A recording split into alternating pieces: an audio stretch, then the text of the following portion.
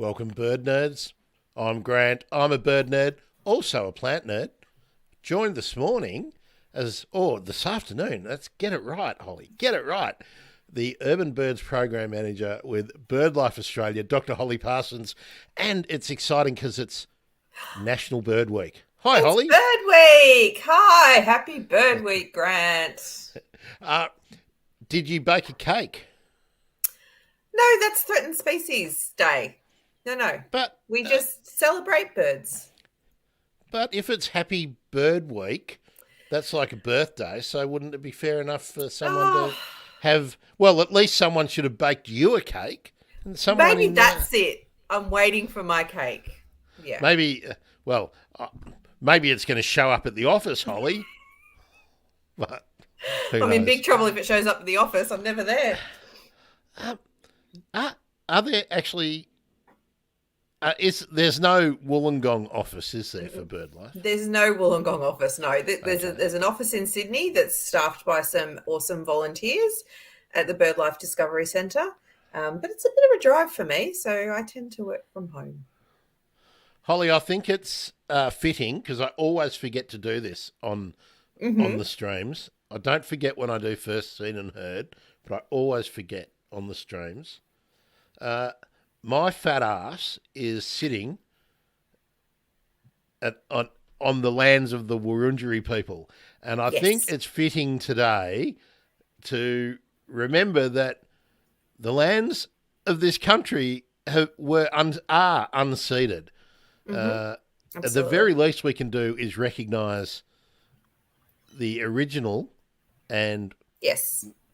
you know, morally, ethically correct owners of this land. So it's the Wurundjeri people from the exact parcel of land where I sit. How about you, Holly? And I am here on Dharawal country. So we've got that over, and I don't want to make this a big political stream, but I think in this country to move forward, we need to do the recognition ourselves. And I, for one, am happy to be led by First Nations people in the direction that they want to go. I'm sick to death of hearing privileged white people and non-white people. I must say, I was amazed at the conversations that I heard in the line when I was voting by people who were not white people, but they were recent arrivals to this country, and the kind of talking points I was hearing them say. So we got a long way to go here. Anyway, Bird Week, Holly. Why is Bird Week important? Why does BirdLife partner with other groups but promote a Bird Week in Australia? Well, I guess a Bird Week for BirdLife is our sort of big engagement. It's a week. It's our big way of connecting the general public with their local bird life. And so Bird Week has, quite a history. There was originally a Bird Day back in the early 1900s when BirdLife was then the RAOU, the Royal Australasian Ornithologists Union, which is a name that does not roll off the tongue. They celebrated Bird Day, and that sort of progressed through to now being Bird Week. It was always towards the end of October. So for the last 10 years, we've really celebrated Bird Week through running the Aussie Bird Count. So the Aussie Bird Count is that sort of big citizen science event that happens starting today through till Sunday, the 22nd of October. And it's all about, not only this sort of bit of a check-in on how our birds are going by doing that sort of same survey at the same time every year, but also as a way of, reminding people that birds are out there and they're really amazing and engaging, and there are really easy ways that even the novice birder can learn about birds and start counting birds. And this is the web page that I have been spruiking for the last week or so. If you are not already involved in the count.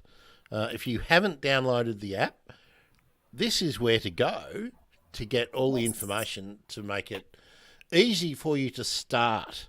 And what I'd like to point out for people who are not already bird counters and already taking note of their backyard and their neighbourhood birds is that the app makes it really easy because it geolocates you.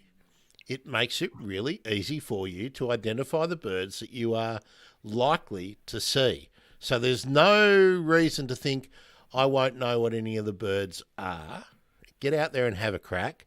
So what's this website, Holly? So this is aussiebirdcount.org.au, or for the app, you just go into your app store and search for Aussie Bird Count, and you can get it on your devices. And yeah, you're right, Grant. This is all about bringing people into birding, and so the app has a bird finder built in. So it takes you through I think 3 really easy steps, where you go about how big was the bird, compare it to something you already know.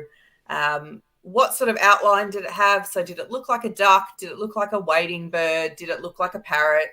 And then what are a couple of the main colours that you can see on the bird? And just pick 1 or 2. And then that will give you a list of birds that are found in your area that are possibly what you saw. So you then just pick the one that you think is the one that you saw, and it goes into your data. And the data is used by Birdlife through bird data, and eventually all of that data is able to be shared with researchers from anywhere. I think we talked about this before, that all they need to do is sort of ask, and the data will be out there for them. That's hello, right. Shane. Sorry. No, that's okay. I was also going to say, hello to Shane, of course. But, the data gets used by us, of course, and it's available for anybody to, make a data request for and get access to that data. But also a lot of local councils can access the data as well. And so they get, asked ahead of time if they would like it. And that can help them understand what's going on as part of, other data they collect in their LGA. Yep. And when we talk about councils and scientists and whatnot, also, importantly, people doing environmental assessment reports and things like that, they rely heavily on this kind of data as well. So yeah. I will stress though too, Grant, that this is not the be all and end all for data. This is one point in time. So the data all gets vetted. So we have staff and amazing volunteers that trawl through all the records and check for accuracy. But it's one part of the data set that Birdlife has and that other organisations have. So it feeds into the picture. It's not the be all and end all. No. But it forms a nice chunk of the data. Yeah. But the point I just want to make is if someone doesn't enter something that they see, then that can't be part of the data that helps decisions. So so as much as you can do, and look, it's fun. If you're new to it, it's fun. Exactly. Now, I just also want to say good morning to Martin. Now, Martin, we know where you're from, but would you like to put it in and tell us if you're counting? And Shane, Thirlmere in New South Wales. Holly, have you been to Thirlmere? Yeah, I have. It's not that far from me. It's lovely. Yeah. And apparently there's scarlet robins around, so I need to make a trip. That sounds lovely. And what a cool tie-in too, that Shane's daughter Scarlett was 18 yesterday. Happy birthday to Scarlett too. So yeah, for sure. Happy birthday. Shane, please tell me Scarlett's a bird nerd. Please. That'd be great. Oh, and I want to give Shane a message about habitat gardening too, because we did our second habitat gardening on Saturday, and Shane was part of it. Hey Shane, I was so upset about the referendum and stuff. I haven't done the notes yet, so I'll let you know when they're up and ready for download. I was pretty shattered. I must say, on Saturday evening. No, Martin's not counting. Oh, we'll be counting. Sorry, will be. Sorry, I misread that. I was I've verbaled you there, Martin. Okay, he'll be counting around Gladstone later on. That's great. I did my first count this morning, and I'm going to do another one this afternoon. This morning's was dismal because of the weather. Yeah. I'm hoping it's better this afternoon, but I'm going to try and do, as we've said, the methodology, Holly, is the best methodology, if you can manage it, is to count in the same place at approximately the same time for each of the 7 days. And I go across to the park. 19 species today, Holly, which is a little bit less. A little bit less than I bad for 20 minutes. Get. No, not bad. I usually crack 20 and not many parrots. Only rainbow lorikeets. So I got no cockatoos, which is what I'll normally get a couple at least cockatoos. And that was a bit disappointing. So hopefully it's a bit better this afternoon. But, Holly, I wanted to discuss this with you a little bit too today. Okay. About what I'm really missing. And I think it's one of the reasons I was feeling really flat and let down when I got back from the trip with Millie. I'm missing raptors. I haven't seen a raptor. Oh, interesting. Okay. Have not seen a raptor anywhere since I came back. And there were so many of them when I was away, falcons, kites, harriers, eagles. I was so used to seeing raptors in the sky and then all the behaviours that all the other birds exhibit when there's raptors around. And, I haven't seen one in, the month or two since I've been back, which is really depressing. But anyway. Oh, look, it's certainly a subset of raptors can live in highly urban areas. There are, your peregrines as your classic example, although sadly the Collins Street falcons have had a bad year. No hatchings this year. Yeah. No hatching this year, which is really sad. I think what's happening with the orange birds, I think they're still incubating. I haven't seen. Yeah, and hey, feel free to keep me updated, anyone, on any of those things. I just don't have time to check them all. But if you do email me or message me, well, then I will get in and have a squiz. Yeah, so it's really a subset, isn't there? And so it's nothing like heading north and seeing it always blows my mind when you see huge numbers of black kites, just all. They're as common as head. They're just everywhere, and it's still so amazing to watch so many of them in one spot. I love it. Yes, do you remember the time I made the outrageously ill-informed statement where I didn't think that there were many birds that were more common sort of over the last 20 years? And then I went out and saw how many black kites there are. And I'm happy to say probably rainbow lorikeets and black kites. Yeah. Black kites nice one. Are just astounding. Yeah, Martin, the wedge-tailed eagle up in lovely in the Gladstone area. I occasionally see wedge-tails here because I'm on the outer fringe of the western suburbs, and we've got those grasslands. So the wedgies often overhead. Peregrines I often see here, and this is with kind of the disappointing thing. I haven't seen peregrines or the Australian hobby. I used to see a pair of them frequently, and maybe it's just this 8 weeks I haven't sort of seen them. And irregularly black-shouldered kites. And occasionally Nankeen kestrels, but none so far. Okay. And no owls. Owls are raptors, of course. Yes. Yeah, that's right. Absolutely. There's a good segue, Holly. Powerful owls. Yeah. Your powerful owl projects. How are they going? Oh, look, it's fledging season at the moment, so most of them will have fledged their chicks. So we're still scrambling with exactly how many that is through Greater Sydney and South East Queensland. It does look like it's going to be a better year than last year, where we had all of that rain, and so we saw quite a comparatively high failure rate compared to usual. So this year we're hoping it's a lot better. There's been, quite a few spotted, a couple of young fledglings rescued and released after having a bit of a rough start. Thank goodness. So look, data's coming in. I'll have some figures for you next time on exact numbers, but they're doing okay so far. Now, can people still get involved in that project, Holly? Yeah, so absolutely.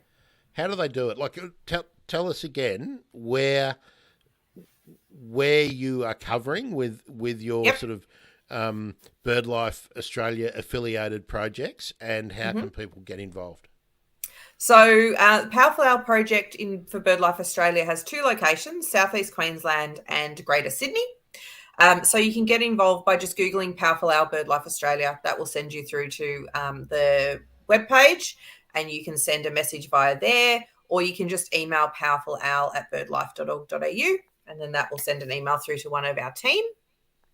So what you can do as a Powerful Owl project volunteer is you go through some training, of course, because we're monitoring birds during a breeding season. We want to make sure that the people involved are safe and that the birds are safe. So you go through a training process, and you have a territory or a site that you watch that we either know has powerful owls or suspect has powerful owls.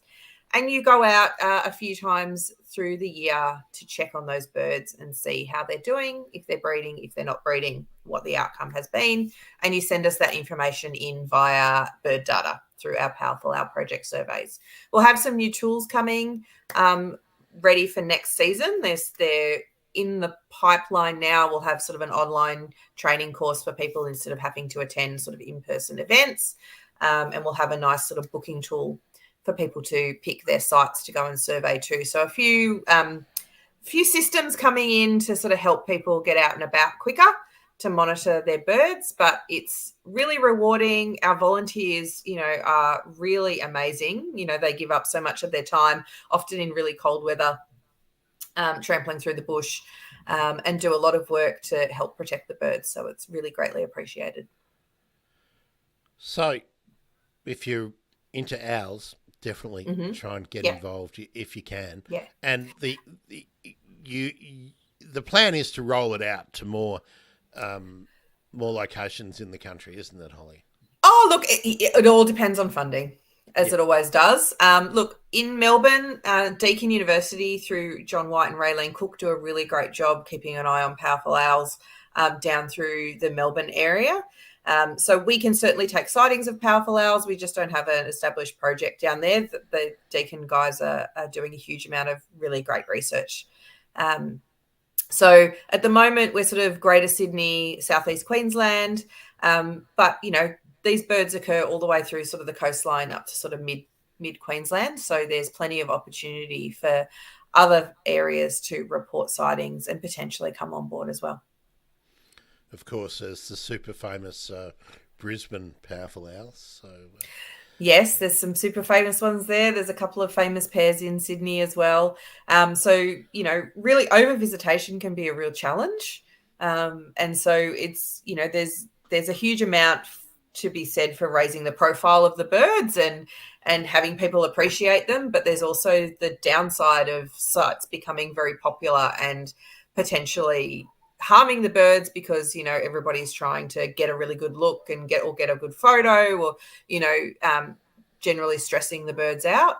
So we want to avoid that at all costs. We don't advertise locations of our powerful owl pairs, but of course you can get them through all sorts of channels.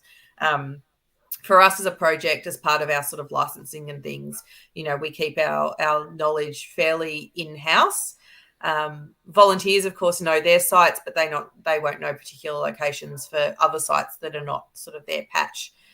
We just communicate that with the volunteers that need to know and with the land managers. Yeah, and it's something people sometimes say to me, Holly, is, people won't share where these amazing birds, be it the owls or something else, where they are, so we can go and see them. And I think people need to understand that quite often these birds are very susceptible to being disturbed by over visitation or indeed any visitation, and the habitat might be quite fragile too. So people aren't off. They're not usually being mean, or they don't want to keep them to themselves. No. It's just that the idea that several hundred twitches turning up to birds that are sensitive is not really a good thing. So it's really an ethical consideration where I know when we saw the rufous owls at the Botanic Gardens in, where were we, in Cairns, where the local bird watchers told us where we could find them. We talked about them being in the Botanic Gardens, but was it Cairns? Geez, I can't even remember. Yeah, I think that's where they are. And then there's a pair in Darwin too. Yes, they were being talked about on social media on the weekend. So we talked about, we saw them, but we're not giving anyone precise information. And by the same token, when we saw them, we then got the hell out of there. You don't want to be standing there for an hour or two. There's no need to be there that long. Yeah, absolutely. And you can see, like, powerful owls will have a certain, like, some behaviours that they will put on when they're feeling pretty stressed too. They sort of raise a foot. They can sort of look really sort of stressed and angry. There's a few other bits and pieces of things I can't, off the top of my head, I can't remember what they are. But I know that there are some behaviours that they display when they've had enough of people staring at them. And so we take our volunteers too through what those behaviours are. These guys can get swoopy as well. And you don't want to be swooped by a powerful owl. You don't want to cop a talon from a powerful owl. Absolutely not. No. Now, what did Martin tell us about owls? So in Gladstone, yes, I think they would be rare, but I wouldn't be surprised to find them at the same time. I think it would depend on the habitat, like how dense the forest was, because you've got, lucky up there, Martin, you've got a lot of owls that could be found around you. What's Shane telling us? Thirlmere, a couple of powerful owls a few weeks ago. That's very nice. Good. Email me, Shane. I'd like to know where they are. That would be good. Thanks. Yeah, fantastic. No, that is good. Actually, I've often made the comment, I think, Holly, that I'm sort of the view that these days anything can turn up anywhere. Yeah. Because we're having ranges being shifted with not only sort of environmental catastrophes like floods and wildfires, but we've got that gradual incremental shift with the climate. So anything could turn up anywhere. Did you see the bar-shouldered dove in South Gippsland? Oh, no, I didn't. Well, it was in Deb, friend of the show, hello, Deb, in Deb's garden at her feeder, and has been there for a couple of days. Now, wow. Sean Dooley was in the discussion on Twitter this morning. I'd said a couple of days ago when Deb posted it that, definitely a bar-shouldered dove, and I wouldn't be surprised if it was an aviary escapee, but I also wouldn't be surprised if it was naturally occurring. And I'm happy to say that Dools backed up my thought that he wouldn't be surprised if it was just a vagrant, or I wouldn't be surprised if they were extending their range. As I've often said, we never used to see crested pigeons out this way. Like they were rare around here, and now they're depending on the time of the year, there are as many of them as there are the spotted dove now, which are the we don't get any bronzewings. So or the standard bronzewings, we don't get the common or the brush here, but in days gone by, I wouldn't have been surprised to have seen. I wouldn't be surprised if we go back several hundred years, 3, 4, 500 years. Mhm. I wouldn't be surprised if peaceful doves and bar-shouldered doves had much wider distributions than they do now. So Yeah. Yeah, I mean, Coels too, classic example. Like their Yeah. range has shifted so far south from being a really, really rare sighting in Melbourne to now just, basically one of the crew. For the last 2 times that Ricky and I have done the birdwatching deep dive, there's another one tomorrow, 3 p.m. Birdwatching deep dive with Ricky Coughlin, where we've had a look at some of the rare bird alerts and looking at Melbourne, and in the Facebook groups and whatnot. Now the pied butcherbird's popping up regularly on the outskirts of Melbourne. Okay, interesting. That's something that when I was a kid, that was one of those birds that you might see in. I can't remember if it was edition 5 or 6 of the Gould League series, the Dry Country. They were the birds that you would see up Hattakulkine, maybe Horsham, Mildura, perhaps up along the Murray. But now they're, a couple of 100 k's further south. They're regularly being seen. So just if you think you saw something weird, you might have seen something weird, and it might be quite normal. Yep. So that's all the fun talking about it. It's a long time, Holly, since we've talked about most of the urban bird projects that are affiliated with Birdlife. Have you got any updates that are Birdlife specific, or any others that you know about? Okay, so what are we doing in the urban bird team? Well, it's a lot of continuation of projects. So Birds in Backyards are still kicking on. We've got some new resources that should be out for that project soon. Just finishing touches on a couple of things.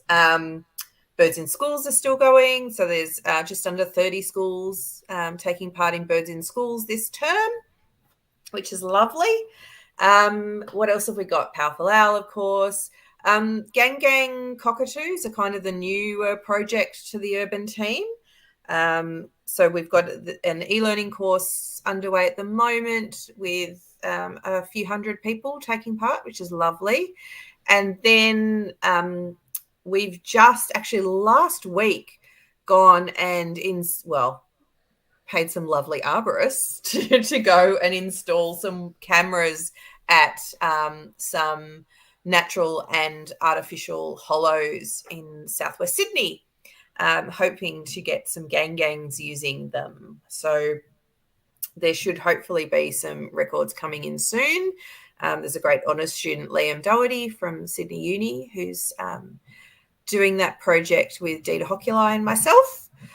And that's going to be exciting. We've got the cameras out. We're just waiting for the footage to come in and see what we get using them.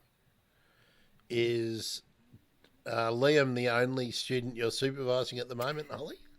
No, so I've also got another great student from Uni of Sydney, Jen Hegarty. So Jen is 10 days away from handing her honours thesis in. Good luck, Jen. So, yes, she's doing really well. So she's looking at my favourite bird, the superb fairy wren. And so Jen has been looking at the view that fairy wrens are often used as kind of the icon species for bush regen. They're the cute, wonderful little logos that get used, which is amazing. But she was sort of looking at, how well do sites actually attract superb fairy wrens? So particularly in sort of inner urban locations. So she's looking at sort of inner west in Sydney.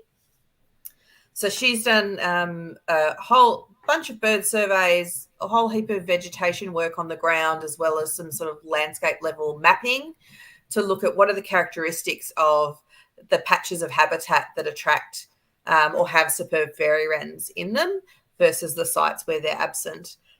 So really great data. She has found, without preempting too much, basically the closer you get to the CBD, the less likely you are to get fairy wrens, which makes sense. Also, the more noisy miners at a site, the less likely you are to have fairy wrens. Again, probably not generally as understood as well, but I wasn't surprised by the data. It was good to see it though. And then, disturbingly, she has put out a whole bunch of cameras and recorded huge numbers of foxes and cats and rats at all of the bushland sites throughout her survey area. Didn't impact whether fairy wrens were there or not, interestingly, at least not for foxes, but I'm still haven't seen the cat data. I'll be very interested to see that bit yet. Oh, I've got something I want to show you about foxes in a minute. Oh, okay. That's why I've got the Twitter feed up, because I saw a ripper. Let's just comment on what Martin has said, obviously in response to what I was saying before about rare birds. Martin's noticed more rare bird alerts probably in his area, I would say, than before. So, yeah, I think we've got all these climactic factors, unusual events, but then there's, I often bring up that I've got lots of friends, and it's been a week go by in the last 3 months where a part of the Philippines hasn't had a typhoon. So we may even start to see, those southeast and Southeast Asian birds being displaced and establishing in more southern locations. So maybe in the next 20 odd years, we might be seeing different kinds of pitters turning up in parts of Australia and establishing. Things are weird. Was that your noisy miner or my noisy miner? I think it was mine. Yeah. Oh. I'm pleased to announce, or pleased to notice. I'm not announcing it. It's not like here's the official noisy. Here's the official noisy miner announcement. The red wattlebirds here are really belligerent because the Eucalyptus leucoxylon are flowering, and they're policing every last blossom if they can. It's yours. It's your noisy miner. Indian miner, not noisy miner, Indian miner. Oh, okay. Common miner. It's the common miner out there I can hear. But the noisy miners are getting pushed out of the best bits of the park by the red wattlebirds. Ooh, really? But I think they have taken out their aggression on the Indian miners because I haven't been seeing them around here. Interesting. They've been pushed down more to the main road and up to the shopping centre. So, yeah, it's all anecdotal, obviously, but they were frequently around. I didn't count any this morning, and I usually count them when I'm out in that particular spot. So, yeah, the world's changing. Going back to wrens, superb fairy wrens. Sure. I did notice that Dr. Kylie Soanes did a count this morning from a new location. Okay. In the north of Australia. She's travelling. Yes. Lucky Kylie. But I'm doing an update in hopefully in the next 3 or 4 weeks about the Melbourne project, the Superb City Wren. Oh, good. Excellent. Project. And the other thing I want to find out from Kylie is the artificial wetlands project that she's got going in the city of Melbourne, which is I've always been really, really interested in, but I haven't really heard much about. So there's so many things going on to encourage birds into cities now. So and they're being measured.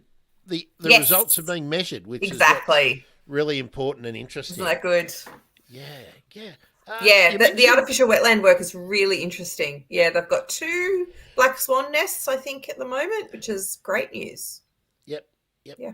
Oh, now I promised I would do the fox thing, didn't I?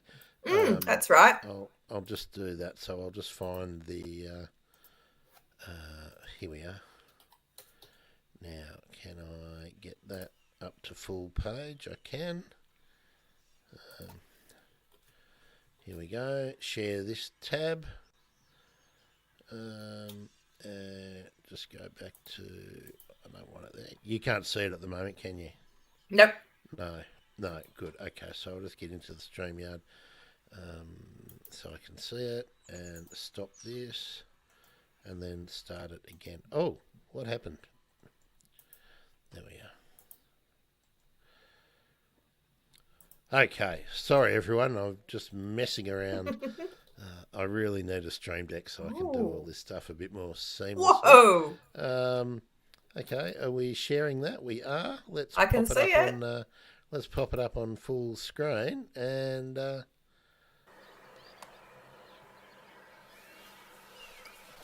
For the audio audience, we're watching a fox circling a very big vulture, and the vulture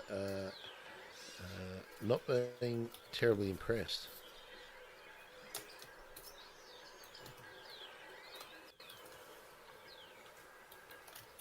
Amazing. Yeah, it is, isn't it?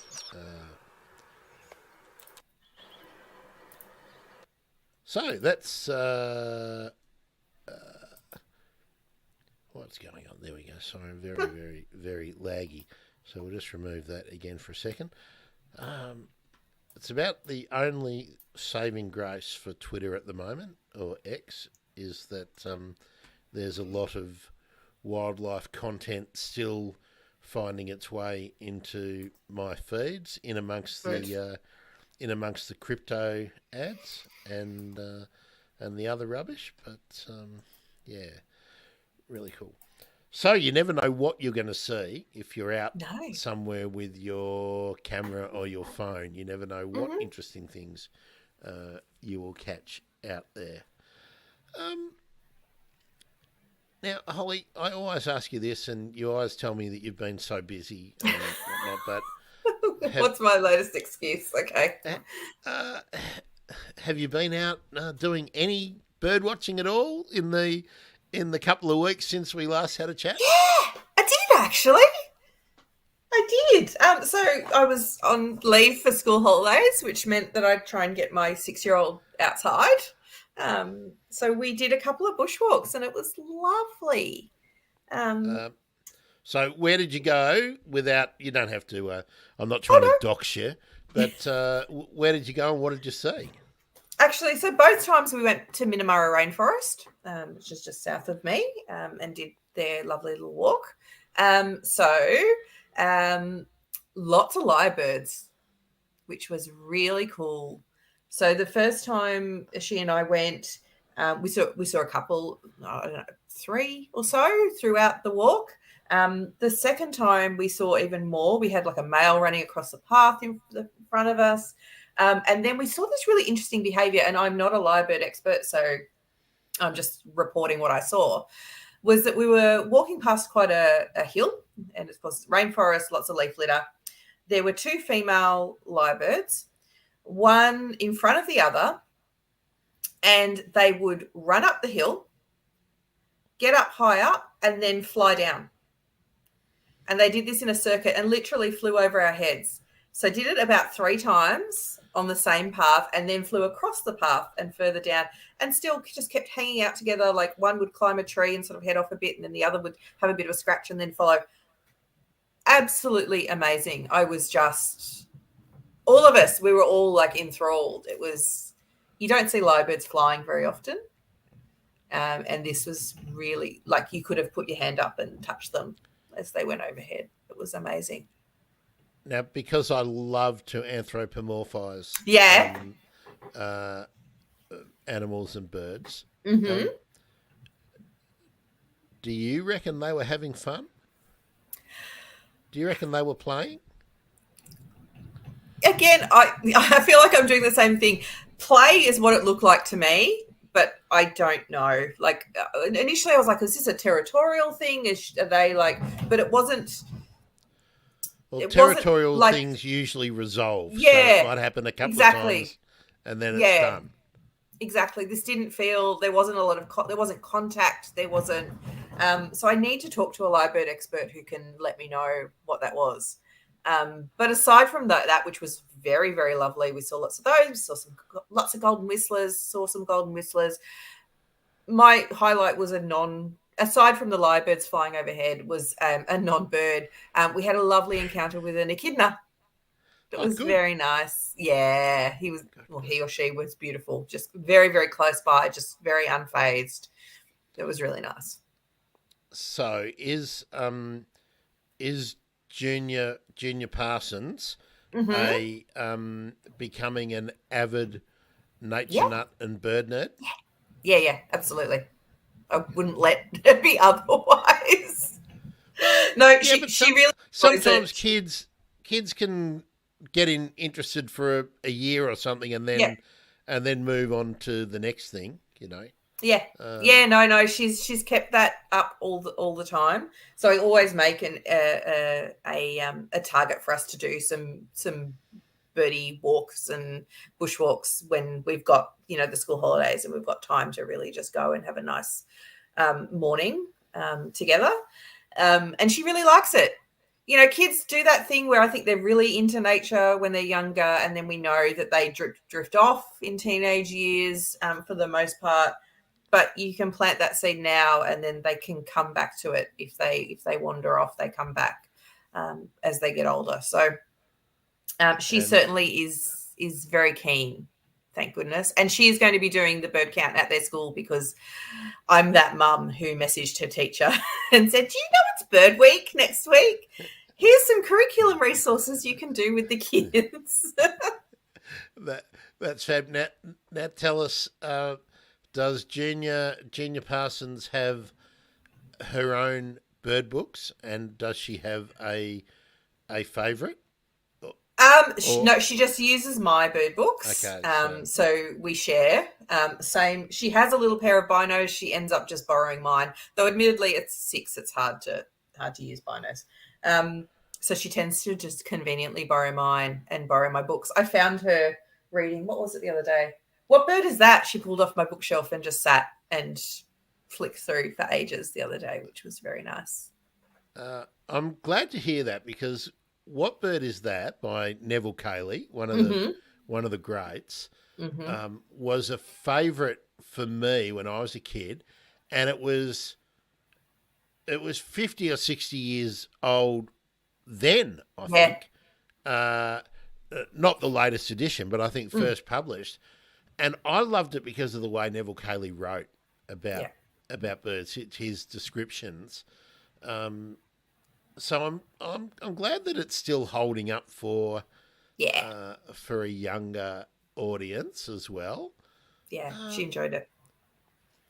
Yeah, I'm at the moment collecting via eBay. It's a great resource for finding those things that you may have let go or lost in the past. So I'm getting a lot of my old favourite bird books and horticulture plant books again, and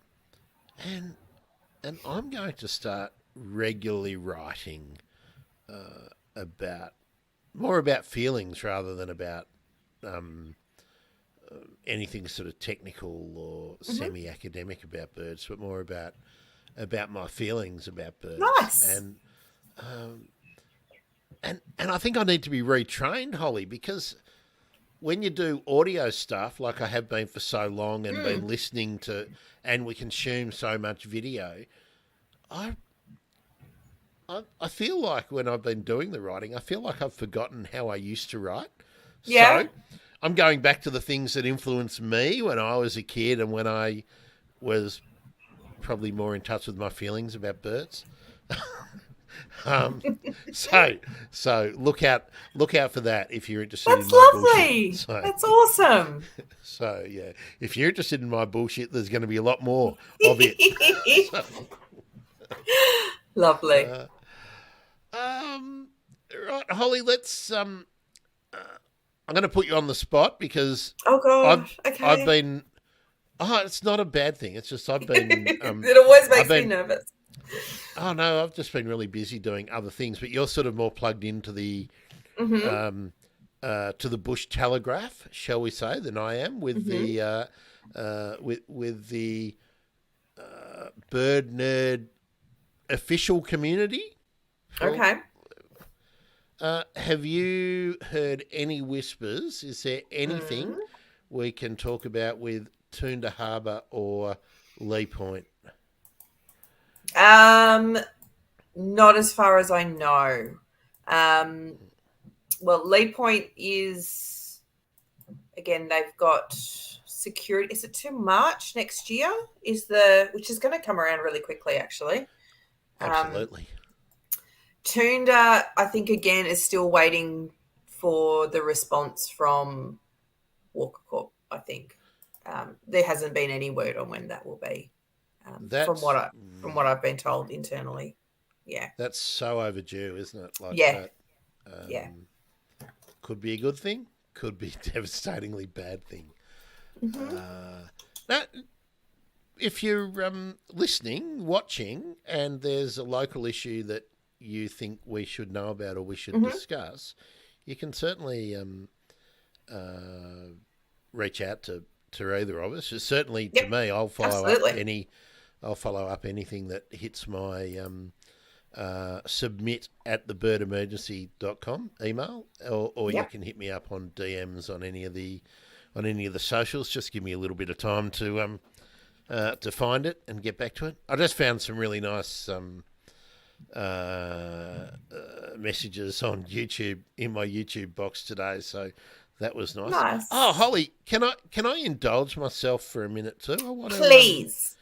well, it didn't matter if you said no. It's your show, Grant. It doesn't matter. I got some lovely feedback from the US in my, where are we? I've just got to find it, in a DM yesterday. Where are we? Shane, you might be interested in this because I think you were in the conversation that we were having about McCormack Plaza, the bird the bird killing building that killed over 1,000 Yes. birds in one night, and I was talking to Heidi Trudell about that at 6:30 a.m. on a Saturday morning. But I did get this message which made me feel really good because I don't earn a living from doing this stuff, and sometimes it's hard when you're thinking, oh God, I've got to pay for the hosting and everything again. But I just want to read this out, and it's from codename Chalupa, but it's top secret intel. Did give me their real name, but apparently being involved in the conservation and lobbying efforts about this particular building in Chicago is actually something where you'll get doxxed and harassed by like the development community and local council and all that. So anyway, so I'll just get that down. Hi, I just wanted to mention how I found your podcast. It was because of prothonotary warblers. I was monitoring their nests and came across your Jared Hitchings episode, and I'll just break in. I did. We had a conversation about 3 hours. Jared has a bunch of kids in Illinois. Actually, no, I think he's in. Oh no, must be in Illinois. And they put up milk cartons, nests nest boxes because the birds don't come back to the same place year after year. Yeah. They come back to the same sort of part of the country, but they don't come back to the same hollow. So milk cartons and orange juice containers cut in half, inverted with a hole in them, is perfect for them. So they pop them up all over the place. Anyway, Jared and I had a wide-ranging and fun conversation, which got a little bit out of control. And Jared didn't know much about Australia, so we just had a lot of fun. Anyway, she came across it with the Jared Hitchings episode. He said it best that episode is gold. Listen to it more than once and shared plenty. Your pod is so much fun. Oh, nice. That's the best bit. And then how about this bit? I'm really sorry. I'm not sure this is right. And you know so much. I reached out to Jared on Twitter, and he was so friendly, and he was an incredible bird mentor during the last nesting season. I hope you'll have him on again soon. So I've already reached out. Hopefully I will. Great. And I also like the brown-headed cowbird episode you had up because I was monitoring an area infested with them. One more thing. Would you be interested in interviewing the president of Chicago Audubon? And then it goes on about that and about the latest episodes to make McCormick Place, which is that building that we were talking about, in Chicago more bird-friendly.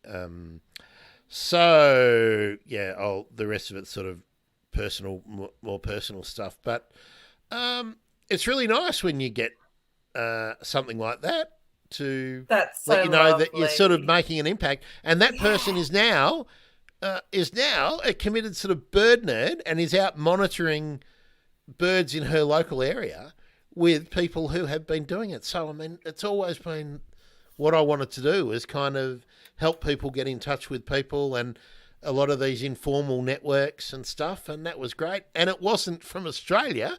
And that was also fab. So that's so great. Yeah, Amazing. so that was really nice. So feel free to send me nice messages because I can tell you I get plenty of other ones that aren't very nice. It's nice to get a nice one that balances it out. Martin's made a comment. I think this has got to be in relation to the fox.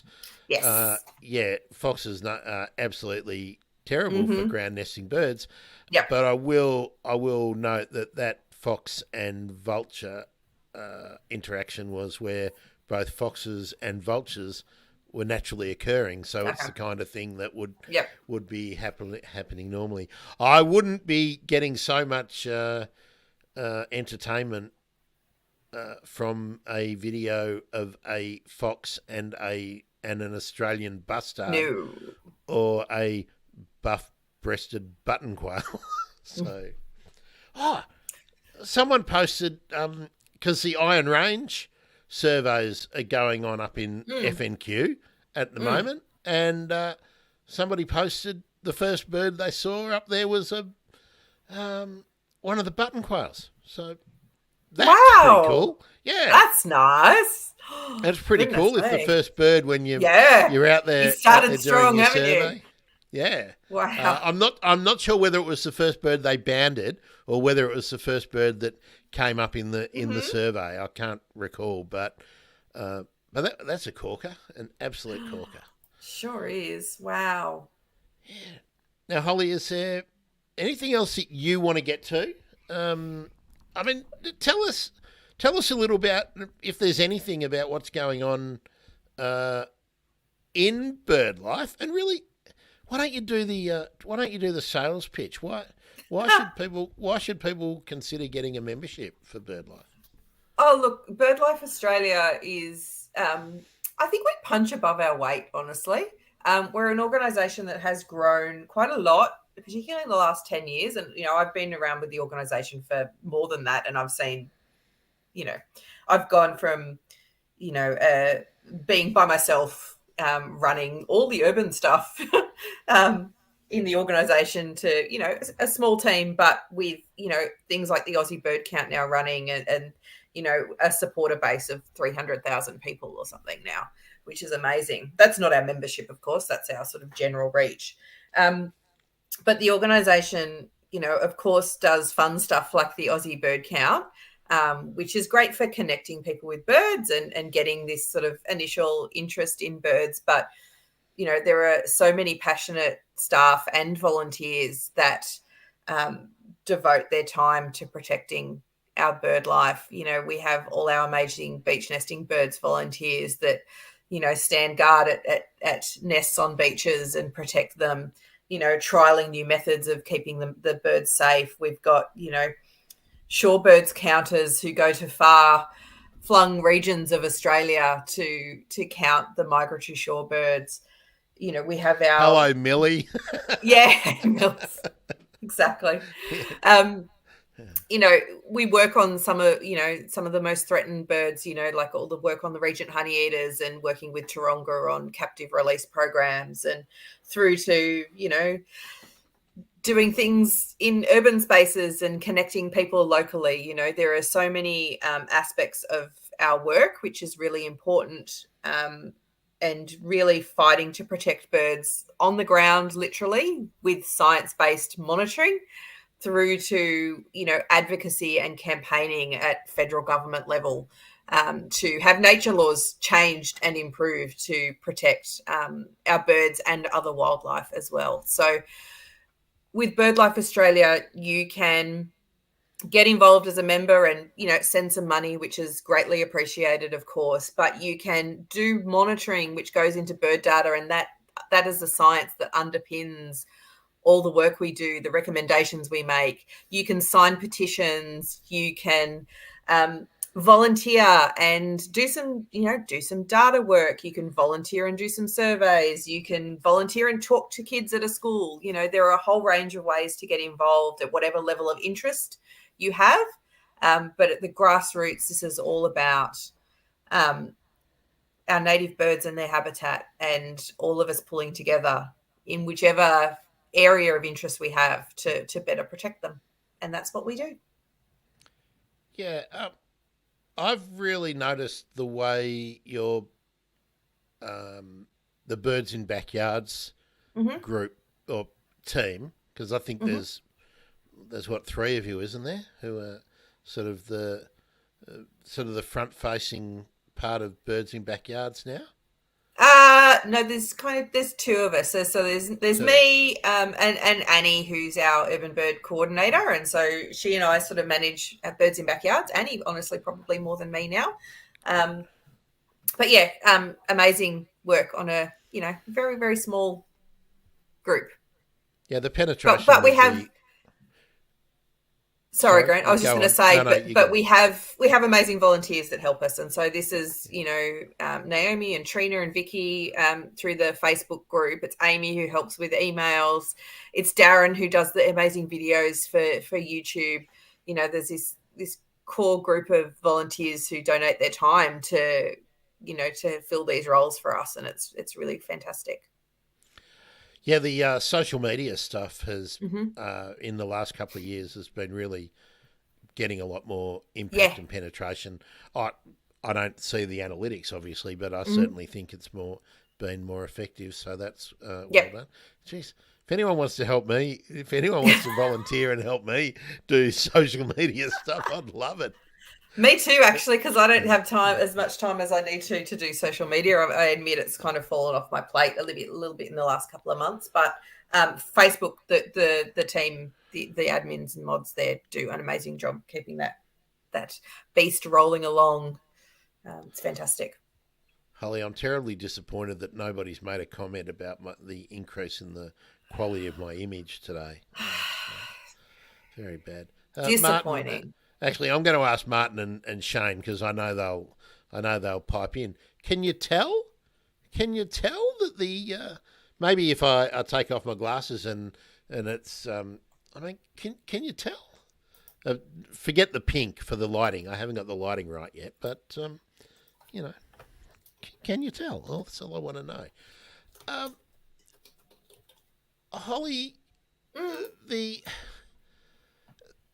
sometimes I hear. I mean, I know we don't want to, or I don't like to shy away from some discussions that sometimes need to be had, and I often hear from people who just want to criticise what BirdLife does or how Birdlife does things. Mm-hmm. And there's been a lot of things, I must say, in years gone by. I was quite critical in the way that I thought some of the outreach was being done. Mm-hmm. But in the last few years, I reckon that has changed. I think Birdlife has actually got a lot better at the outreach. But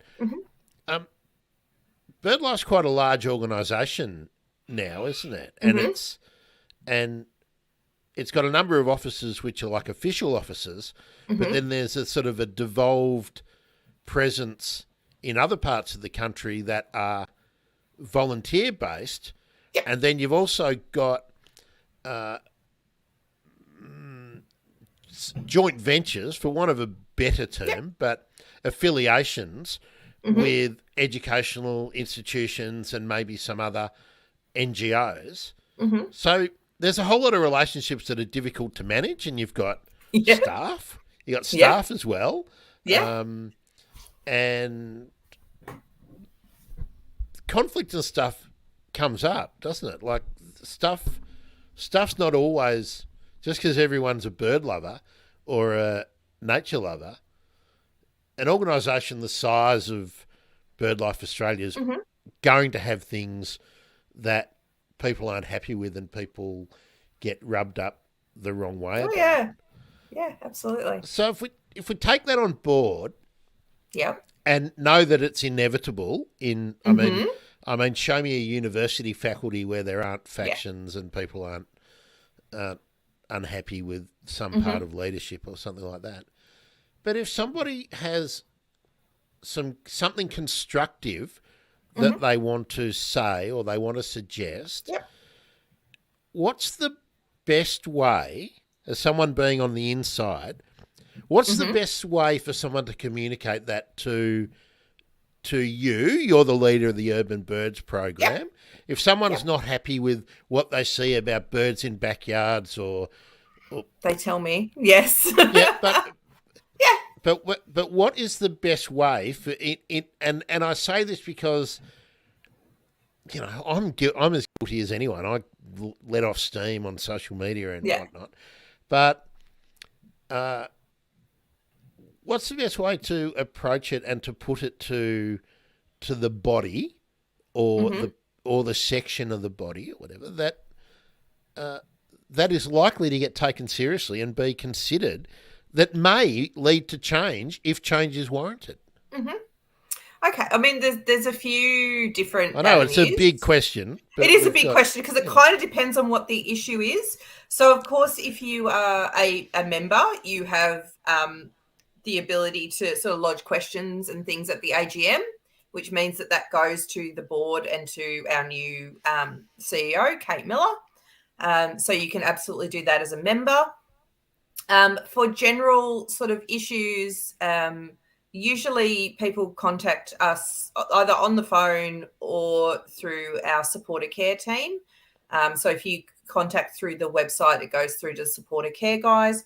The supporter care team do an amazing job, and I think probably honestly cop the brunt of any complaints and things. You know, they're the first port of call, and so I would always remind people that there are people who read the emails, and so please be mindful of that.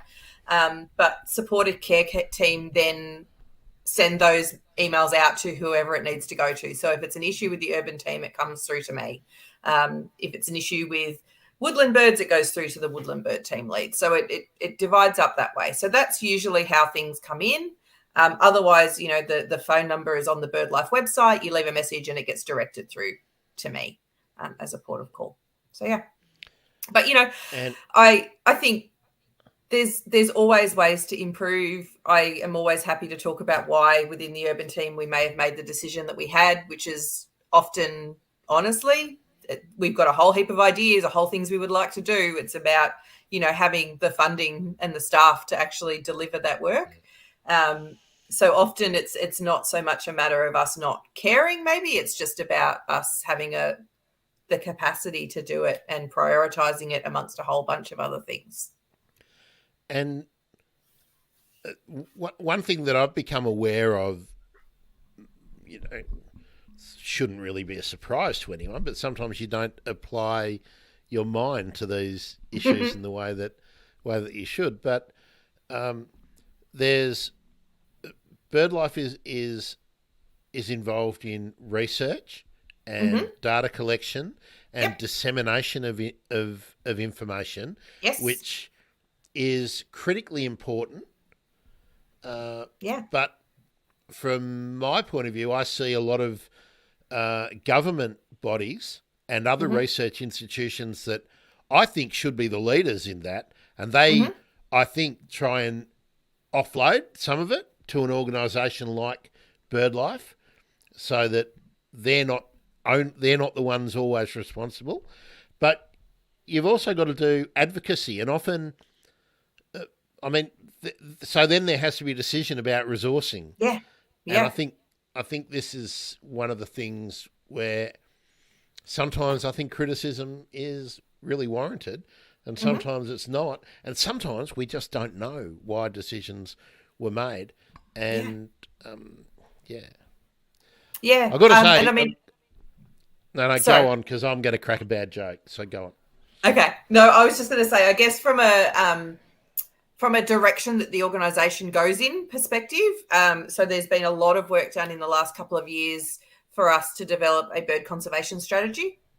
So that's involved stakeholders from a whole range of different fields, our internal staff, external groups, talking to our branches, talking to, basically as many people as could happen, to devise a strategy that set some targets that said, if we are going to save birds, how do we do this? And so mapping out that strategy, and that means that sets our priorities, and we can constantly revise it. We are doing a lot more work. We monitor the birds really well, but making sure that we monitor the outcomes of the projects that we are involved in, and making sure we can then track and see what is working and what isn't. So we have this bird conservation strategy now. It's on the BirdLife Australia website. The highlights are if anybody wants to have a good look at it. But that underpins what we do. And so that allows us to set our priorities across the organisation for all of our projects, and it allows us to make those decisions clearly on what needs to be done when. And then, of course, we've got to sort of work out how to source it and fund it as well. Now, following on from this little bit of the conversation, Holly, did you see the announcement from the New South Wales government today? No. What is it? What have they done? I will actually see whether I can find it so I don't get it wrong. Where are we? If you search The Guardian, Okay. you might find it quicker than me, because I just made a flippant remark about it before I'd written anything that I'd really thought a lot about. Basically, what they have done is they haven't cancelled a whole lot of their environmental monitoring and Indigenous outreach. Is this the grants? Is this environmental trust grants or something? No. There changes? No. Okay. They've just paused a whole lot of programs for I think 7 years. So all environmental stuff. And of course, I just said, well, the Labor Party's just been running a 25-year long environment pantomime. There's no action, and they haven't even got the guts to. This is New South Wales government. I mean, and this is my view. So written and authorised by a fat bastard. But if you don't want to do it, why don't you just say you don't want to do it? It's like when it's just no different from when. I'll look for it again. I'm sure it was in The Guardian, the original article.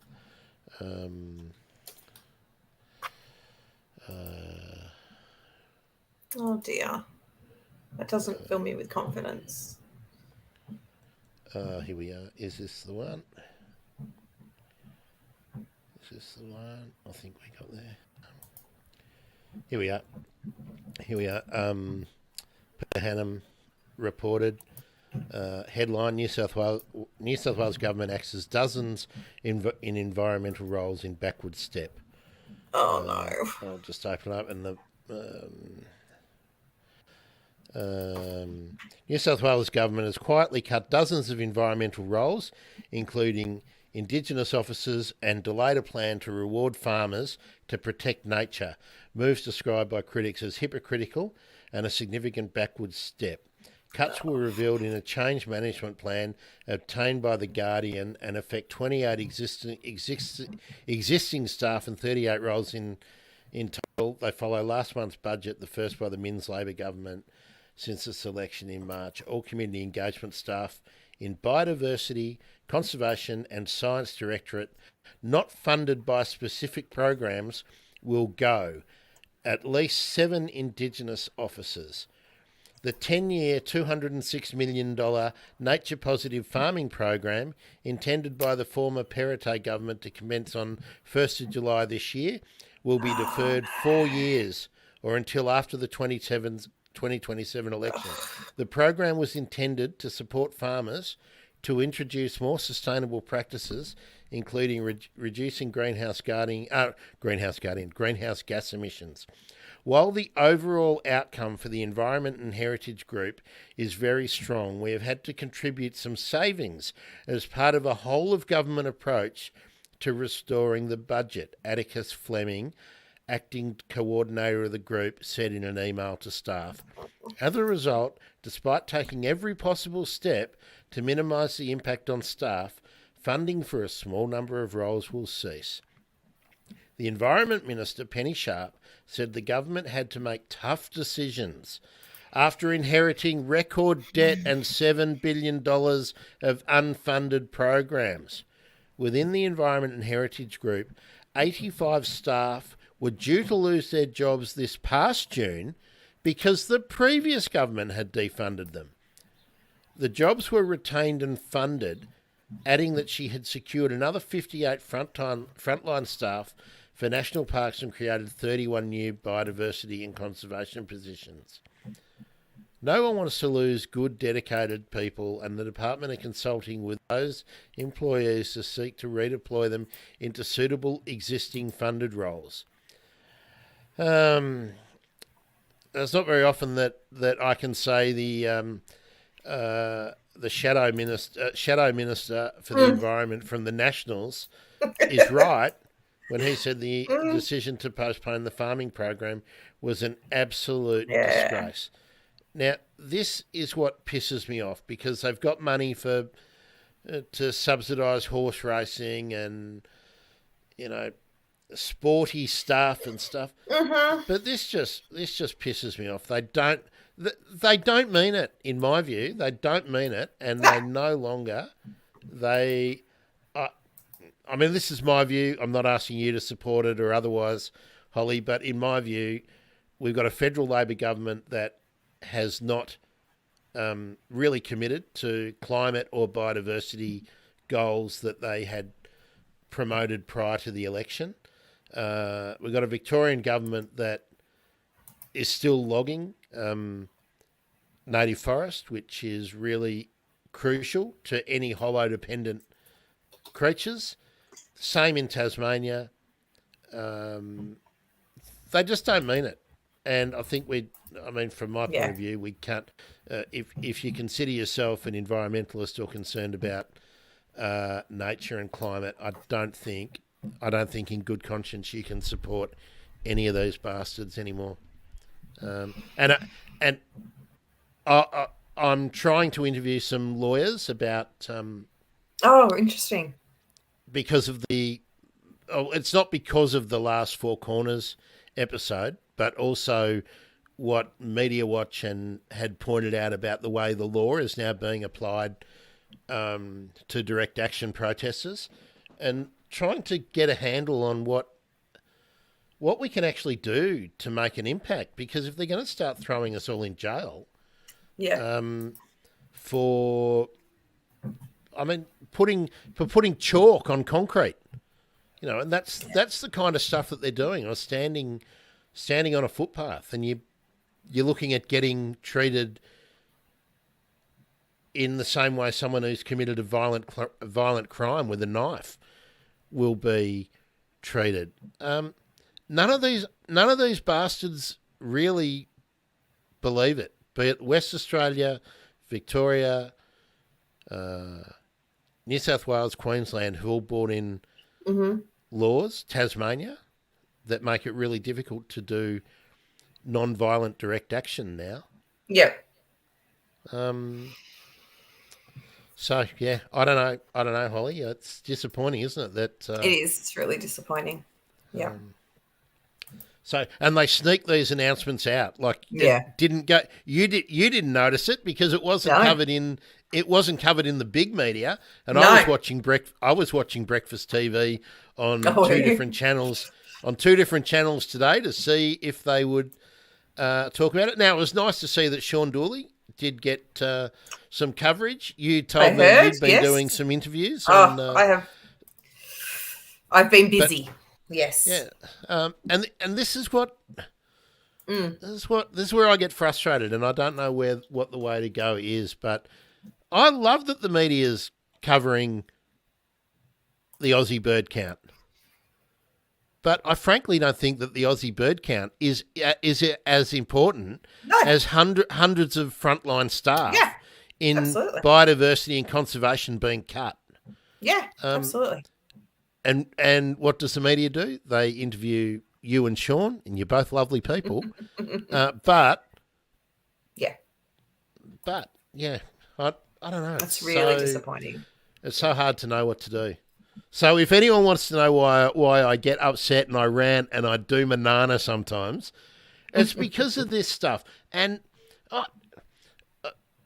I've been having an ongoing battle with my housemate and by battle I mean he gets sick to death of me ranting when I'm shouting at the TV. Yeah. And I watch a lot of American media and watch the way the media is manipulated and has been for 10 years. Yep. And I keep saying to him, and have been for a long time, just wait, it's coming here. And what started today, the starting to cast doubt on the referendum, that it wasn't reliable and some of the results are obviously fake. So now we're going to get. Now we start the process of. Being able of one side of politics will start any election they lose, they'll start to question the validity of it, and before we know it, I mean we've already got it. We've already got a system that promotes lunatics in one of the houses of Parliament. It's just going to get more and more difficult to get real information out there. And I've been watching it happening, and I get so frustrated. And these rubbish talking points are getting trotted out. And while we're not noticing, governments are cutting back on the stuff we care about. Yeah. But doing, putting money into things which are bread and circuses kind of stuff. And it's only been happening. I mean, when were the Romans? 400 years before Christ? If 400 years before that historical figure, that bread and circuses was the way to divert the public from a disastrous military campaign or something. It's as old as time. Anyway, Shane's probably sitting there going, "Get back to talking about birds, great." But I always say, and I won't back away from it. Every decision you make is political. And I think we're just watching the world that we care about. I mean, we're sitting here in Australia. Obviously, there are worse things going on, and I'm not even going to comment about that around that stuff around the world because I can't influence it. But we can influence what's happening to the birds and animals and the trees and even the parklands and stuff, just what they're doing to public space. And it's just, incremental, and it goes unnoticed because Yeah. it's not reported anymore in anything. Except The Guardian, good on you. Good Yeah, on they're you, Peter fantastic, aren't they? Hannum, Lisa Cox, all the others, and the handful that still survive in outlets like Fairfax and whatnot. I mean, the journalists who are still out there doing this really tough work are bloody heroes in my view. Because it's hard to find a lot of this information and keep presenting it. But anyway, that's the end of Grant's rant for today. Yeah. So please get involved in Bird Week and counting, because that will help you connect with your local area. Should I promote First Seen and Heard, Holly? Of course. I've been very slack with First Seen and Heard. I've got to find my banner. I haven't been out there as often as I should be, but there are people still flying the flag. Great. Every day. I want to get Bronwyn Fredericks on the show if I can, to talk about what she sees in Brisbane and just her. I mean, she was quite a sort of new convert to appreciating the birds around her each morning. She obviously loves Laura Keats, and that's good. That's good. Lovely. Oh, I got swooped by a magpie yesterday, Holly. Oh, did you? Yeah, it's pretty a little late. bit. Yeah. And, I mean, they're still doing it now, but it's tailing off. It should be. Yeah, and it was a female, and she didn't come back for a second. It was the second female, go. was it? Yeah, it was a female. Well, interesting. Well, yeah, I questioned. Now, I said I was swooped by the magpie. I could hear it. It was really close to my head. It was low and landed up in one of the trees on the edge of the park, but didn't come back for another go. So maybe it was just a low level sortie that it was making to cross the park. Okay. Yeah, but I hadn't heard the magpie so close to my ears for a long time. But I wouldn't have had that happen if I wasn't out there doing First Seen and Heard. So that's the point of bringing that up. Are there any other pressing issues we should talk about, Holly, before we talk about our special guest on the next First Seen and Heard, on the next Monday with Holly? I'm excited. Yes, well, I'm excited every time I get someone to talk about birds. So I get excited all the time. But I really love it when we can get Daryl Jones on the show, and Daryl is back with us in 2 weeks. So on the 30th, that's right, isn't it? 30th, Monday the 30th. Yeah, that's right. Talking to Holly. If you don't know who Daryl is, he's the Professor Emeritus at Griffith University, the Professor of crows, turkeys, stone curlews, brush turkeys, bird feeding, fragmented landscapes and road animal road crossings. Impacts. Yep. So many really interesting things to talk to Daryl about, and he has a new book which is about to come out. He's just been, I think he's actually, is he in Bali now at a writers' festival? He was a few days ago, so whether he's still there or not, I'm not sure. But he was based in Brisbane, is now based in Kuala Lumpur, has just been on his writers' tour, as well as spending time in France, following one of the football codes. So he'll have a lot of stuff to talk to us about, apart from his new book. And we always have a lot of fun when we talk to Daryl. And I don't know, have you got your copy in your hands yet, Holly? Not yet. I've been promised it. Yeah, me either. So I'm hoping it'll be out here in plenty of time for us to read it before Daryl is with us. So that's to look out for on the 30th midday He's also Australian Eastern doing, Daylight Time. giving him a plug. I just have to work out where to find information, but he's doing a lot of like in-person events and things coming up over the next month. So there's going to be lots of opportunities to go and see him in person. Yep. I've emailed the publisher, so hopefully they've seen it. I've asked for those dates so we can promote it. I've been in touch with her too, so I can, if you haven't heard it, let me know and I'll chase her as well. Yeah, and if you get it and I haven't told you I've got it, can you forward me the dates too, so I can make some visuals. So yeah, and if there, I'm sure there'll be one in Melbourne. If there is one in Melbourne, I'm going to try and see if I can take my gear and if it's okay to either record it or stream it, which I reckon would be really, really fun to get. 13th of November. There we are. It's going to be Emporium Melbourne on Lonsdale Street. I just noticed. No, there we go. No, there we go. I was just looking at my wrong whiteboard and thinking those days don't line up. That's not right. 13th of November, which is a Monday, which I've actually got marked as if we were on our 2-week timetable, Holly. That would be a Monday with Holly. If we were on our 2-week. Nice. So we'll go over that. Tomorrow on the Bird Emergency, it's deep dive with Ricky at 3 p.m.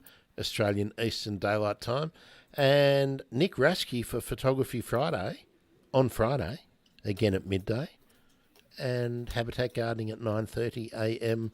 on Saturday.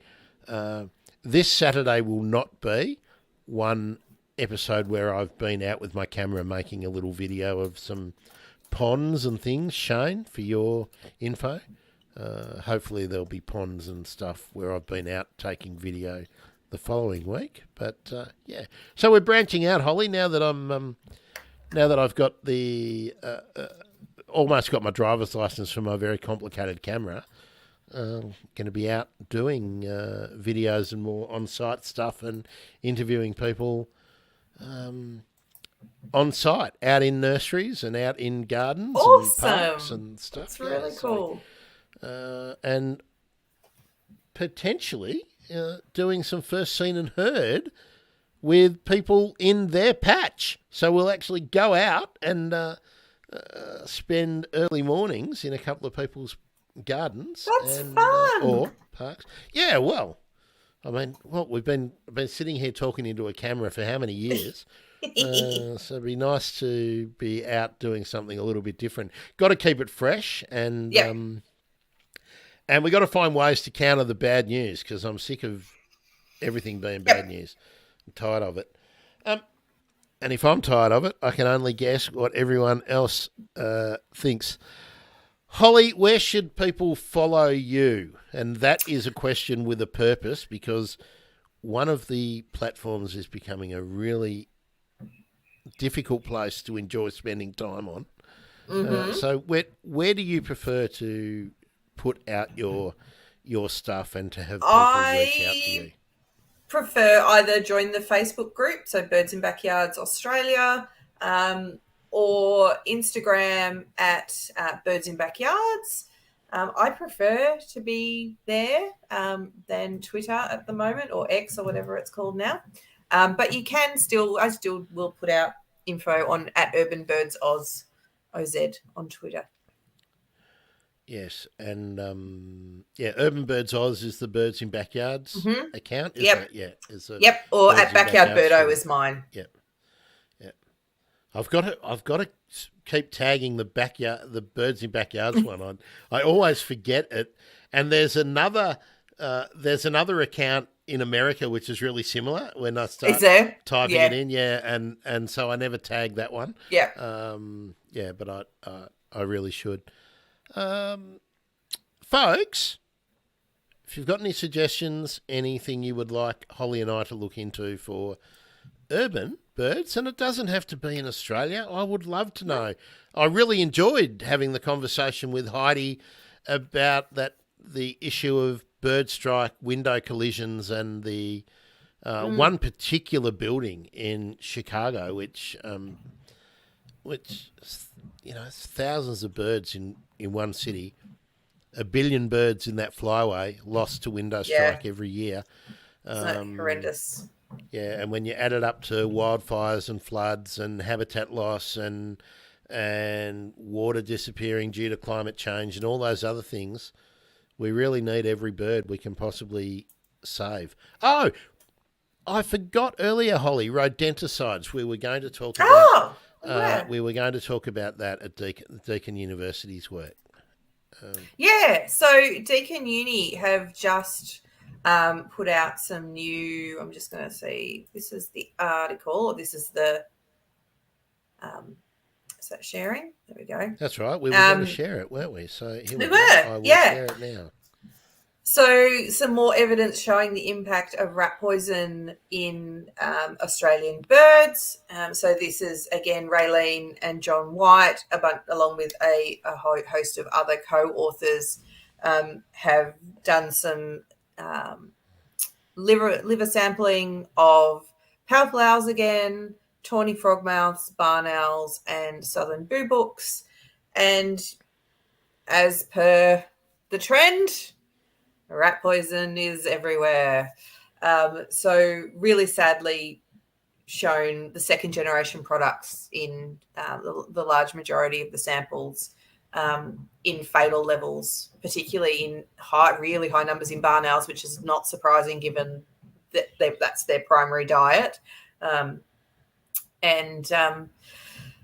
Just more evidence of how embedded within the food chain these products are, and it's not good.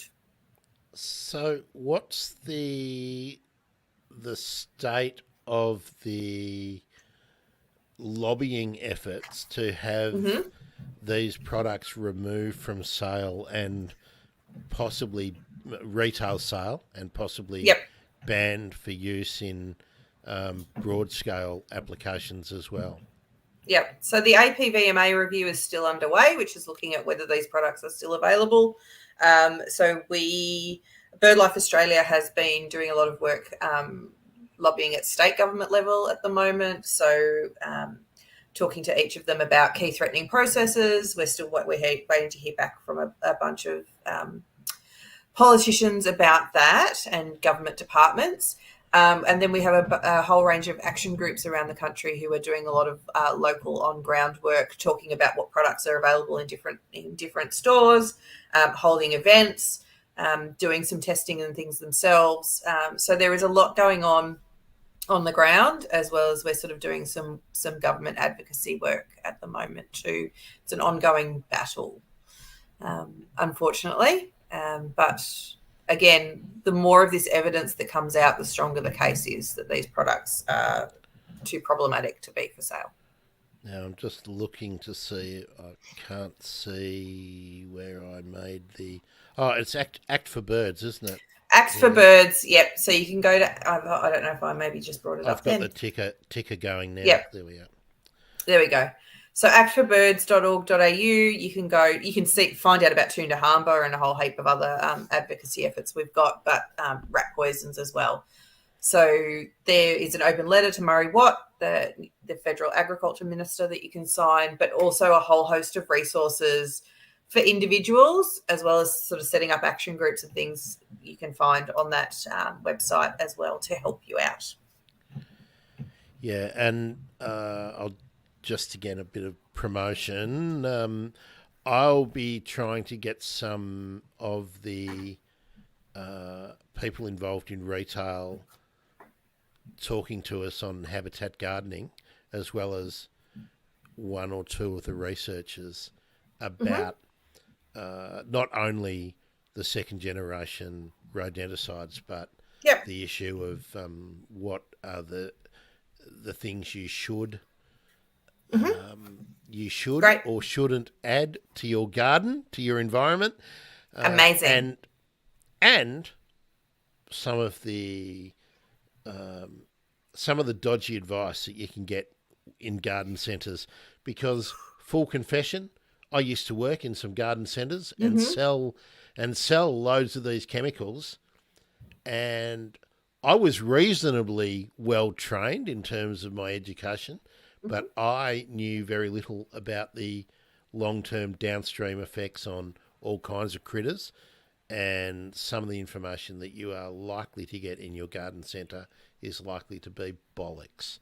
So we'll try and give you a bit more out there, a bit more critter-friendly stuff. Amazing.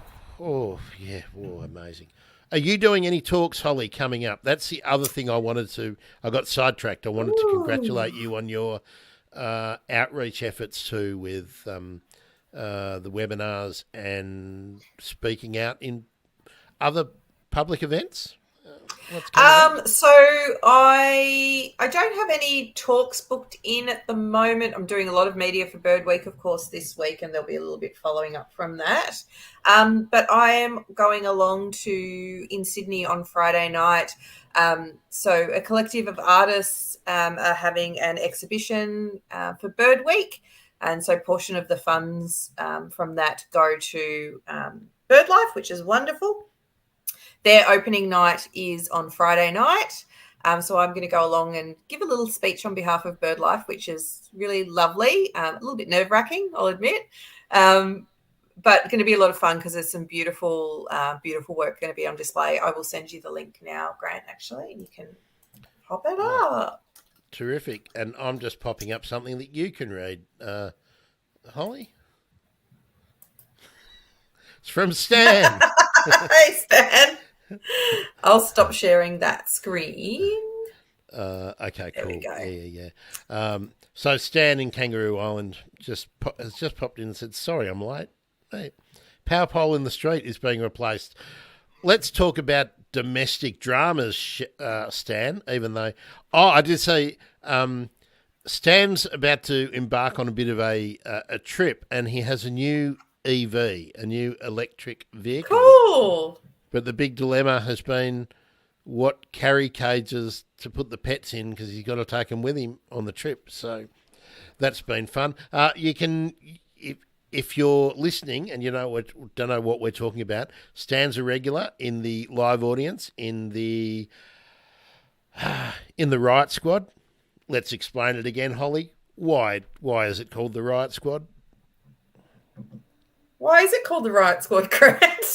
How come you keep forgetting? What's the collective? Every time. Look, there's a lot going on. This is something you need to know for the next time you do trivia. What is the collective noun of a group of kookaburras? Oh, it's a riot. It's a riot. Therefore, sorry, it's the Riot there we Squad. go. Okay. So that's why I keep referring to the Riot Squad. Stan's regularly on the Riot Squad from Kangaroo Island, off the coast of South Australia. So yeah, Stan, I'm sorry that your power pole is being replaced. Well, I'm sorry that it's delayed you, but I'm happy that it's being replaced because it probably won't fall down and cause a 3-day blackout or something, or a fire or something later on. Do you want to know what happened at our place, Holly? Tell me. What happened? The nipple that connects the shower rose arm to the internal plumbing corroded through and fell off. So, no. And we can't get it replaced because it's actually broken, so we can't just go and screw something else on. No.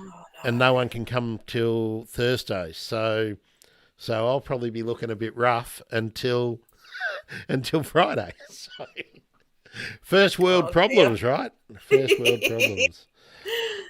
So always nice to have you on board, Stan. Now, when's your next Birdlife webinar, Holly? It is it's going to be October 30. Yes, October Monday, 30? October 30 is our next one. Okay, yes. So that means we're doing Monday with Holly and Daryl, and then later on you're doing a webinar. Yes. Okay. Yeah. So what time do you suit up for those? It'll be 7 o'clock daylight savings time. Okay, Yes. so No that's all right. conflict. We hold it in the evening. So, Night times. yeah, if people want to register for those, if you just register as a BirdLife supporter, so if you go to birdlife.org.au and scroll down, there's a sign up that will pop you on our little list, and you will hear about our webinar. We'll have an email coming out about it next week. Now let me just pop this up because I should have done this already. What other events, Holly? Because always happens, I get distracted and stop and don't finish the conversation that we started. So what other events, apart from the media, that you are doing for BirdLife and for Bird Week, and obviously that Sean and is anyone else doing any front-facing? A bunch. Yeah.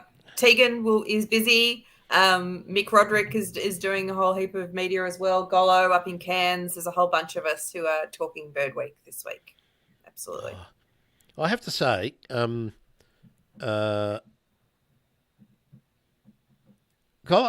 Golo's such a nice bloke, such a lovely bloke. It was a pleasure to meet Golo when I was on the trip with Millie, and of course, loved Tegan to bits, and Mick.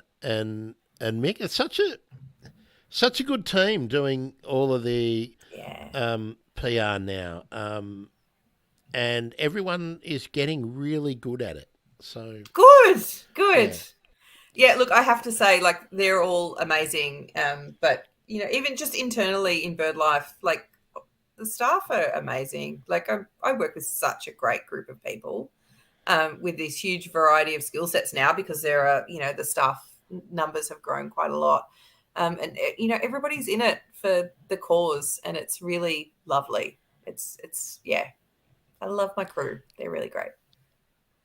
Now, before we wrap up, I want to ask you something, Holly, and I want to ask the Riot Squad.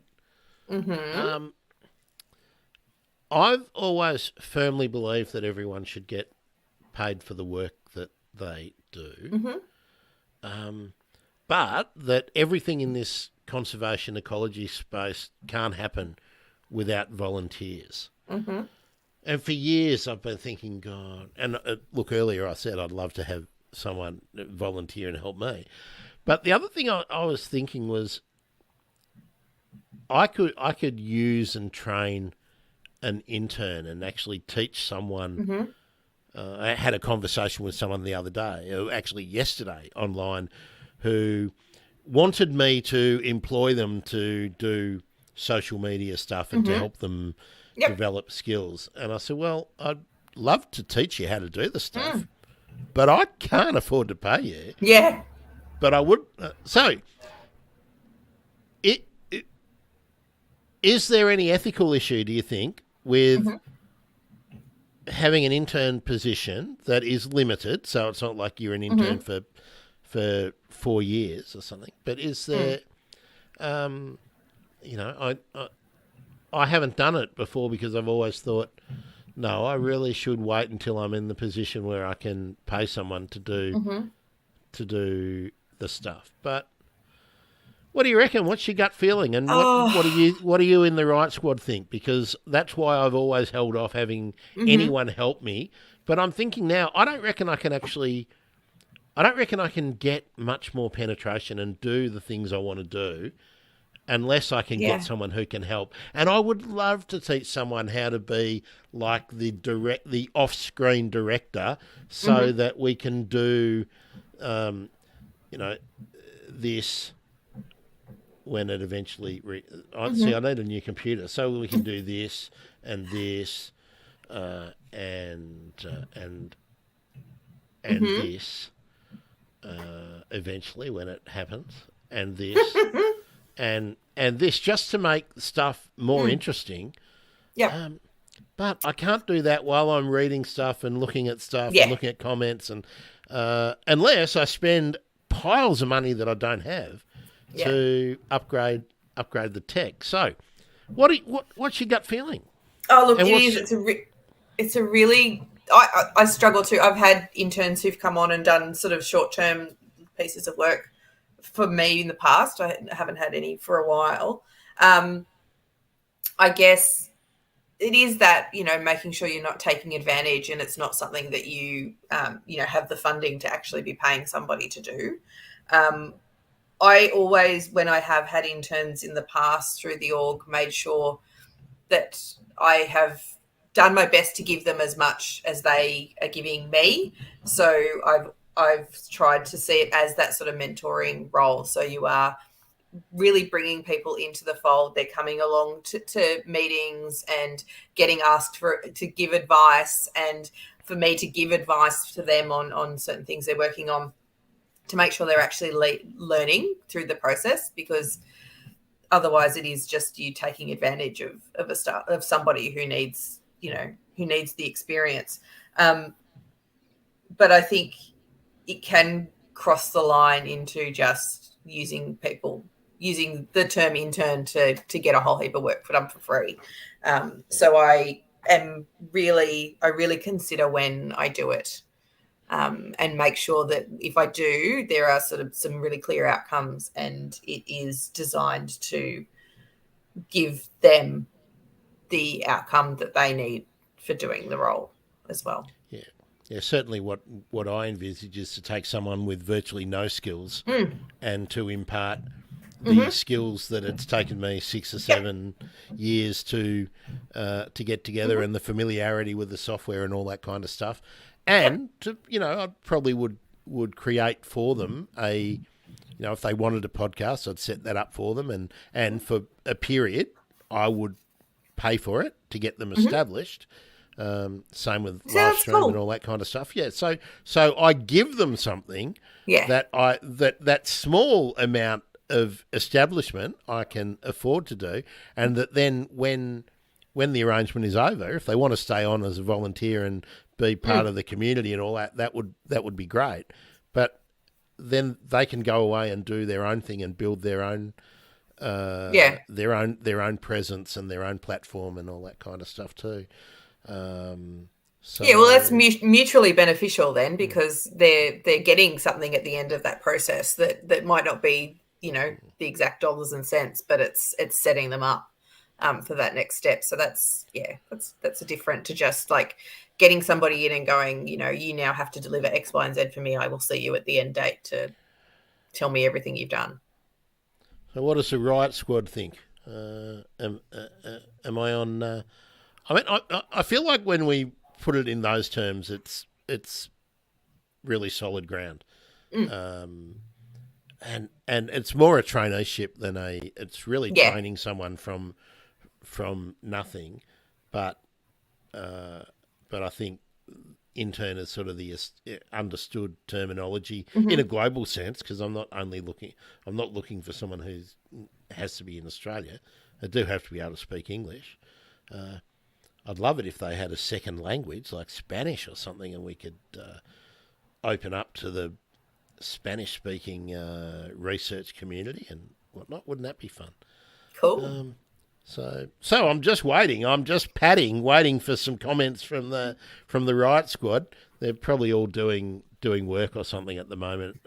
Stan's probably doing, I was going to say compositoring on the paper, but we don't do that anymore, do we? Because there's no printed papers hardly anymore. No one's compositoring them with the.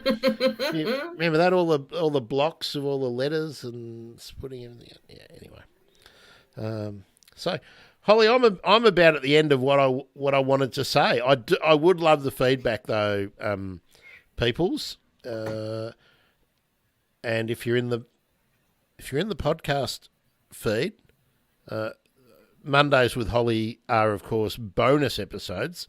They're not part of the usual format of the show. But rest assured, I've been very slack since I got back. Should I do the? I feel like this is like so self-indulgent, but when I got back from travelling with Millie, I didn't realise how tired I was and how worn out I was. And I can only imagine how Millie is going, settling back into normal stuff. But because my sleep patterns had been so different, I hadn't suffered from depression since 2013, and I also had a bout of sort of mild depression, which is really demotivating. So you get nothing really done.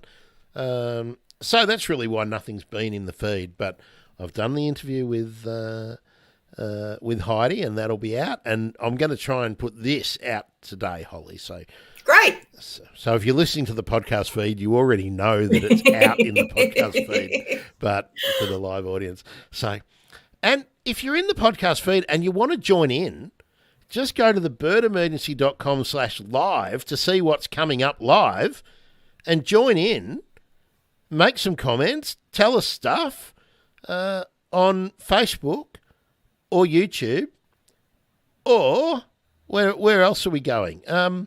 Twitch, and I'm also streaming to the appalling app formerly known as Twitter, but you can't get involved in Twitter, and I sometimes stream to LinkedIn as well, and you can't get involved in LinkedIn. So please, thebirdemergency.com/ either YouTube / Facebook / Twitch, and you can get involved and you can talk. You can talk to Holly, and I can put up your little comment like Stan's telling us that he's sorry that he was late, up on the screen, and you can get to know the rest of the gang in the Riot Squad, who I really appreciate and I look forward to catching up with every time we go live. Holly, before I say goodbye, just a reminder, what's happening in 2 weeks' time? Who are we talking to? We're talking to Daryl Jones about his new book, which is very exciting. And it's just generally lovely to talk to Daryl at any time. That's right. So regular Monday with Holly time. We try and keep it to fortnightly, and it is midday Australian Eastern Daylight Time in our summertime. When it's not daylight time, it's Eastern Standard Time. So Melbourne, Sydney, Hobart, Canberra time, and Brisbane has to fit in with what they're doing with their time. So if you want to catch us, that's regularly when it is, and all my other shows are up on that page. Tomorrow it's the Birdwatching Deep Dive with Ricky Coughlin, and on Friday it's Habitat Gardening with me, talking about habitat gardening, strangely enough. And Friday is Photography Friday. That's what we do on Friday, and that again is midday this coming week. And on Saturday morning at 9:30 a.m. is Habitat Gardening. There's so much going on. I'm reading things. I'm looking at things. I'm trying to get used to the fact that the camera's there rather than down there nowadays. Thanks, Shane. I'm glad you were here. Shane's been in the last few Saturdays in the Habitat Gardening, and it's been really good because it's nice when someone that you know, because it's a new thing and we're finding our way. And how do you do a gardening show in a live stream without going out and standing in the garden and doing like a piece to camera but you can't do questions and answers if you're standing out in the garden doing a piece of camera that you play later on. So we're still finding our way through that. So anyway, birdemergency.com/live. Thanks to everyone who's watching from YouTube and Facebook and even Twitch. Hello, Twitch. It's nice when you come in. We got a very funny interaction with the Twitch audience at the end of the live stream the other morning. I can't remember whether it was with Trudy or whether it was on Habitat Gardening, but they say some funny things, and I took the bait. So Gretch. Sometimes it's fun, sometimes it's ridiculous, but yeah. Holly, happy Bird Week. I'm really sorry you didn't get a cake. Look, the week's only just started. Well, it could be. I think you need to teach Junior Parsons how to bake a cake. Well, look, I did make sourdough brownies yesterday, so maybe I can maybe that can be my cake. That's fine. They're delicious. Okay. I'm happy with that. Okay. I'm about to make a red lentil dal and a and a chickpea vegetable soup nice. this afternoon while I'm waiting for all these things to process. I really need to upgrade my computer. It takes so long to do video. Like I'm saying, several hours. Oh. Anyway, and hello to all the people who are doing bird counts. Yes. I look forward to sharing those things with you. Tag me on Instagram. Tag Holly. And on the Twitter or on the Facebook. If you want to tell us what you've been seeing and what you've been doing, I'll be sharing. I forgot to share. I forgot you could do it. I forgot to share my count this morning, but the one I'm going to do in about half an hour's time or an hour's time, I will share that. So please get involved. Just get involved. Share the love. And First Seen and Heard, hashtag First Seen and Heard. Get involved in that too. That would be great. See ya. Hang on. Oh, no. For the audio audience, Stan has just messaged us and said, sorry, I'm back now. Right at the end. Stan, have you been producing the... I keep forgetting, what's the Kangaroo Island paper called? Stan's got a great YouTube channel called Kangaroo Island TV. Yeah. And if you're interested in not only Kangaroo Island, but the kind of stuff that goes on in regional and rural Australia, I suggest you follow it. And Mondays, Stan's usually preparing this week's issue while he's got us on in the background. So fabulous. Excellent. Fabulous. I feel like I'm doing the Majority Report and we're talking about Kowalski from Nebraska, who always amazing. pops in. Oh, now here we go. We've got an update on the power pole situation. Stan's letting us know he'll see us next week. Yep. The power was out. It's the Islander. There we are, and he's behind on the work on the Kangaroo Islander because of the power pole issue. Stan, you won't see Holly next week unless you're following her on something else. But in 2 weeks, Holly will be back with me. I'll certainly be back here Monday. Oh, an advance warning too. Invitations for people who want to be involved. Sorry, there you are. Keep looking down. There you all are. Tuesday, what day is it? The 7th. Tuesday, I think that's going to be right. Yeah, Tuesday the 7th of November. We have a Melbourne Cup holiday here in Melbourne. Oh, of course. Now, last year I did a extended live stream, which I titled Nup to the Cup. Doing it again this year. I'll be replaying some earlier stuff, looking at some other people's stuff. Got some guests coming on. I can tell you that you and Richie will be joining me. I don't know exactly what time, because he's also a Nup to the Cup amazing campaigner. So yeah, I'm such a killjoy. I'm so against everything. Holly, did you know that? Someone told me that I'm always against everything, and because I voted yes, I'm also a traitor. Apparently, that was the comment I got today. I got called racist. It's fine. Don't worry about it. Oh, you got? Oh, did you get told you were anti-white, racist against whites? Yeah. Just in general. I love it. I love it when you have a look at the comment, the people who are messaging you, and it's 2 followers on Twitter, and the account was created 2 weeks ago. It's like, oh, geez, fair dinkum. Yeah. Sock puppet idiots. Anyway. Yeah. All right. I've look, it's taken me 20 minutes to say see you later. That'd be a surprise. I hope you had fun today, everyone, and I hope you did too, Holly. I did. Yeah, good. That's what we do it for. Spread the love, spread the fun, tackle the tough issues. But enjoy Bird Week too. That's right. Bird Week's bloody fantastic. Watching birds is fantastic. And I will we'll wrap up with this comment from Martin in Gladstone. Thanks, Thanks, Martin. guys. Happy bird counting. Yes, go out, enjoy it. Share it with your friends and families. Share it with us on Instagram, Facebook, or Twitter, so we can all enjoy our local patches. Hang on, I got a wave here. See ya, Holly. Bye. Bye, Grant. See you later, Bye, everyone.